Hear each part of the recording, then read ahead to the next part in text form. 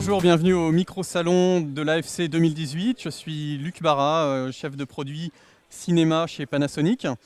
Ici, sur le stand Panasonic, donc, nous montrons la EVA 1 et la Varicam LT, Varicam 35. Alors la EVA 1, on la montre ici pour la première fois avec une monture PL. C'est une monture fabriquée, c'est un kit de modification fabriqué par Wooden Camera qui permet de remplacer la monture EF par une monture PL. Ce n'est pas un adaptateur, c'est un remplacement de monture qui est réversible. Et donc ça permet de mettre des optiques PL.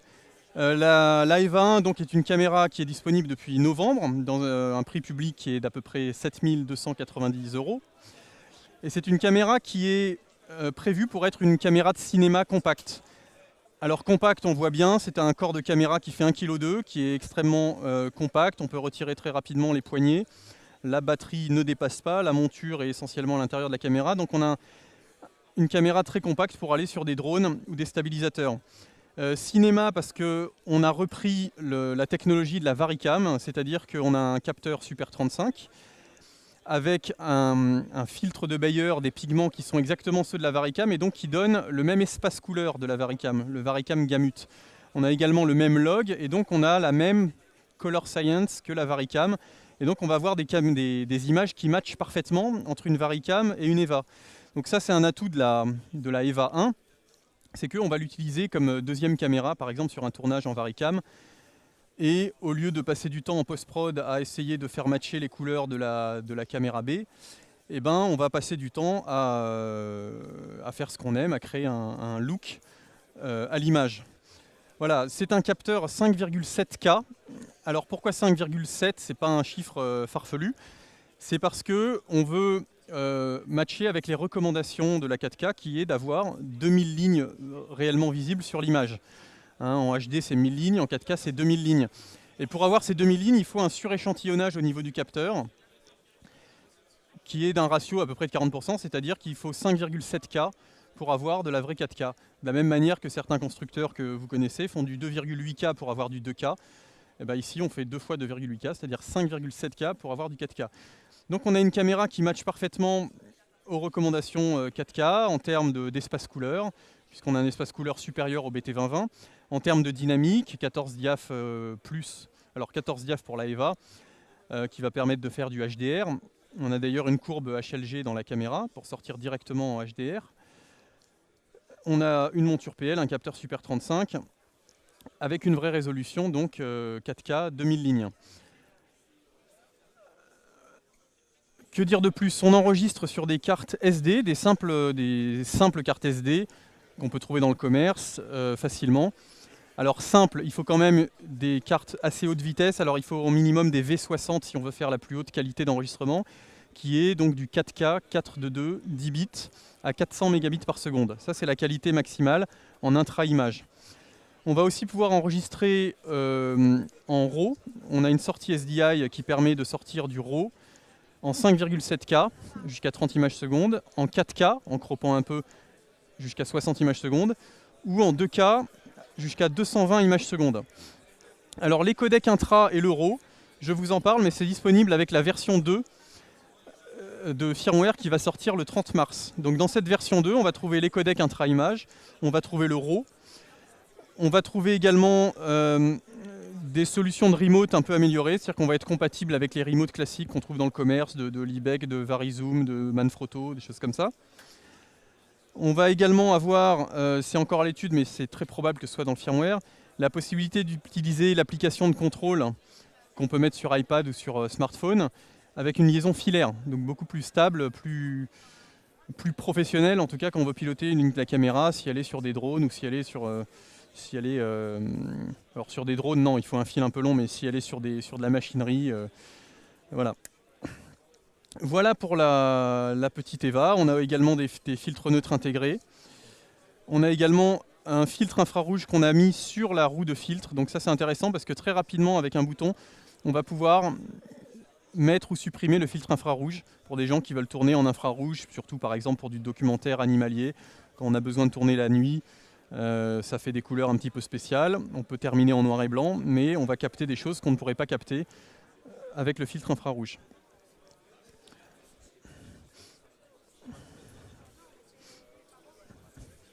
Donc c'est une caméra ici qui nous est prêtée par Photocine qui livre les caméras directement en monture PL à la demande.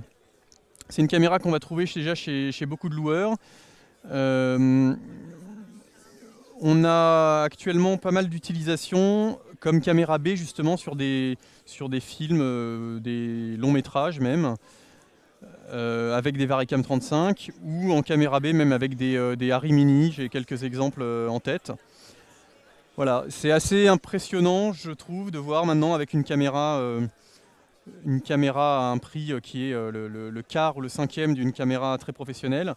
On a très objectivement une qualité d'image qui est équivalente, j'ai envie de dire, en termes d'espace couleur, de dynamique, de qualité, à des caméras beaucoup plus haut de gamme. Voilà, donc c'est une très belle petite caméra que je vous recommande.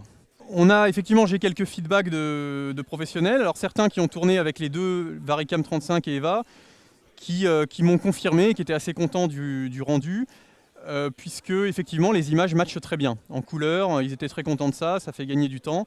J'ai souvent des gens qui me disent voilà, je pars avec une Varicam, qu'est-ce que je peux prendre comme deuxième caméra? Est-ce que je peux prendre un GH5, un Alpha 7S, etc. En général, il y a toujours un travail pour faire matcher les couleurs, pour raccorder les couleurs. Ici, ils étaient très contents de ça.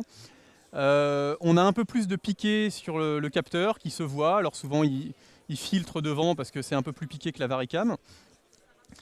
La Varicam monte quand même un peu plus haut en ISO. Si on a besoin de haute sensibilité, on a un signal plus propre sur la Varicam. Mais c'est vraiment un très bon complément.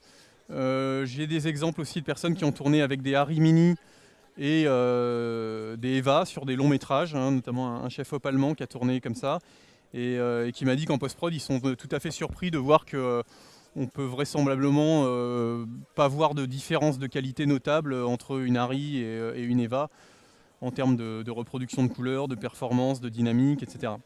Donc la Varicam LT que je montre ici, alors la Varicam LT c'est une caméra qui existe depuis déjà un peu plus d'un an et demi, qu'on fait évoluer régulièrement, on en est à la version de firmware 6. Et donc la Varicam LT 6 permet de transformer la Varicam en une caméra de studio en quelque sorte, c'est-à-dire pour faire du multicam live. Ça veut dire quoi? Ça veut dire qu'on va pouvoir utiliser un RCP de studio comme celui-là, alors il y a plusieurs modèles, et piloter la caméra, le diaph, la colorimétrie, les menus de la caméra, depuis cette remote dont les gens qui travaillent dans le broadcast ont l'habitude d'utiliser ce genre de remote. On a des fonctions comme le retour vidéo, par exemple on va pouvoir ici envoyer un signal vidéo dans la caméra, comme le PGM par exemple, du mélangeur, et le caméraman pourra alterner pour voir ce qui se passe au programme, par exemple, pendant qu'il filme.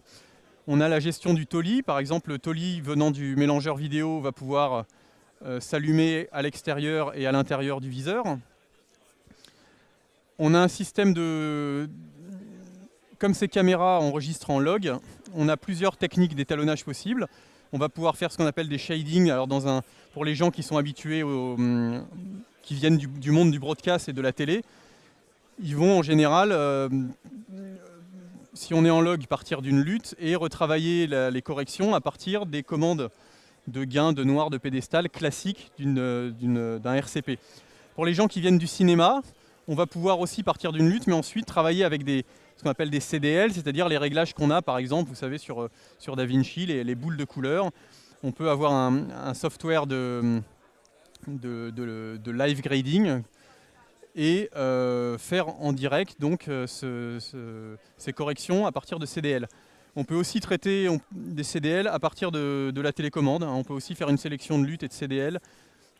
Voilà, on a les réglages de CDL ici, offset, power, saturation, slope.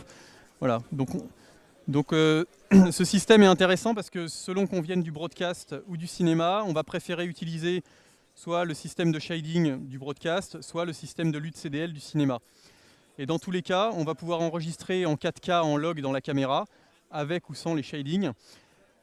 Et en fait, ce qui intéresse les gens dans ce système, c'est qu'on va pouvoir faire une captation live avec la même facilité ou presque qu'une caméra de studio, mais avec la qualité d'enregistrement, la qualité du capteur, c'est-à-dire la très forte dynamique, sensibilité très intéressante reproduction de couleurs de la caméra et les profondeurs de champ du cinéma.